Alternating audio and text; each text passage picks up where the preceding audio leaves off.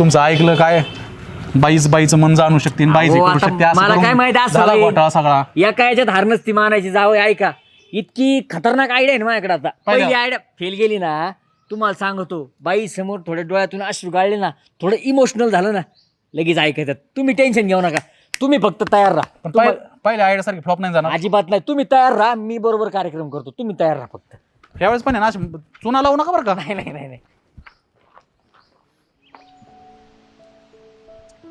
काय रे लोका बरं आहे बसू बस काय झालं काय नाही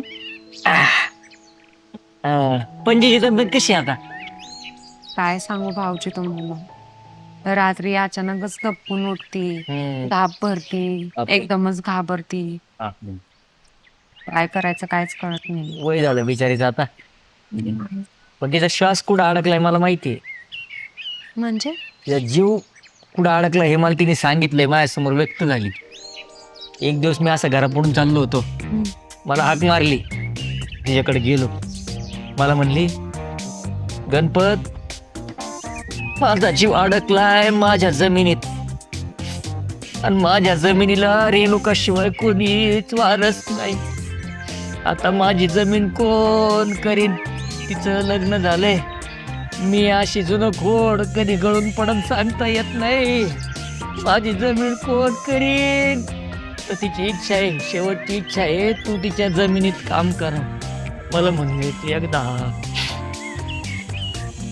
भाऊजी मग आत्ताच जाऊ शेतात आता नाही नाही नाही मी जातो तुझं तू आवरून जा सावकाश हा पण जमिनीत काम कर जमीन आई असते आपली म्हातारीची शेवटची इच्छा आहे पूर्ण कर हा तिला सुख लागत येऊ का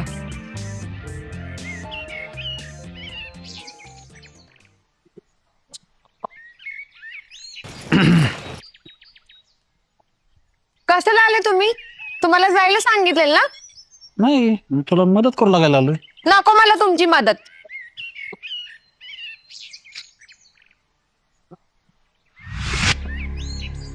अच्छा तर हा डाव आहे तुमचा. आता तर ना मी पंजीला सोडून येतच नसते.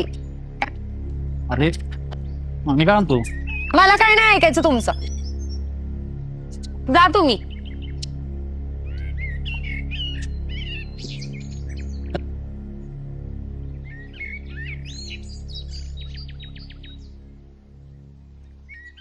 काय गणपतराव तुमच्या आयडिया फुसक्या फटाकडे बनली. हो जावई याच्यापेक्षा भारी आयडिया आपल्याकडे चला एक फेल गेली म्हणून काय सगळे जात असतात का मी काम